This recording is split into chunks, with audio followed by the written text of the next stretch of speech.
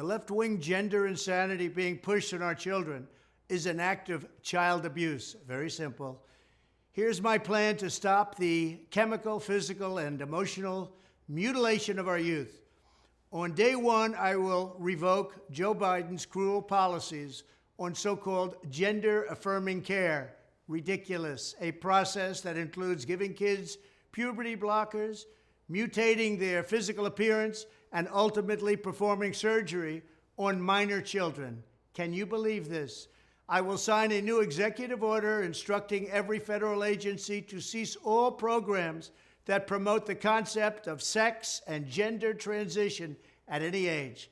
I will then ask Congress to permanently stop federal taxpayer dollars from being used to promote or pay for these procedures and pass a law prohibiting child sexual mutilation in all 50 states. It'll go very quickly.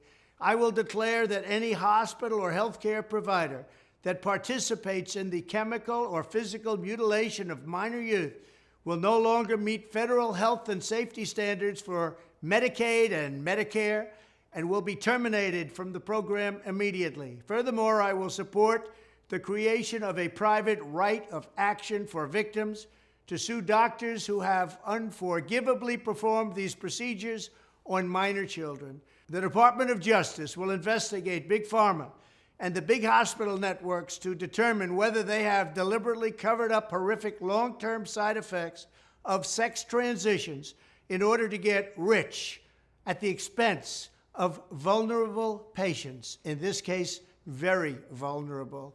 We will also investigate whether Big Pharma or others have illegally marketed hormones and puberty blockers, which are in no way licensed or approved for this use. My Department of Education will inform states and school districts that if any teacher or school official suggests to a child that they could be trapped in the wrong body, they will be faced with severe consequences, including potential civil rights violations for sex discrimination and the elimination of federal funding.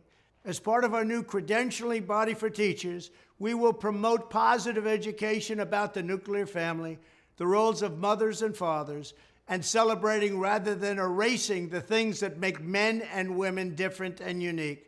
I will ask Congress to pass a bill establishing that the only genders recognized by the United States government are male and female, and they are assigned at birth. The bill will also make clear that Title IX prohibits men from participating in women's sports, and we will protect the rights of parents from being forced to allow their minor child to assume a gender which is new and an identity without the parent's consent. The identity will not be new, and it will not be without parental consent. No serious country should be telling its children that they were born with the wrong gender, a concept that was never heard of in all of human history. Nobody's ever heard of this, what's happening today. It was all when the radical left invented it just a few years ago. Under my leadership, this madness will end. Thank you very much.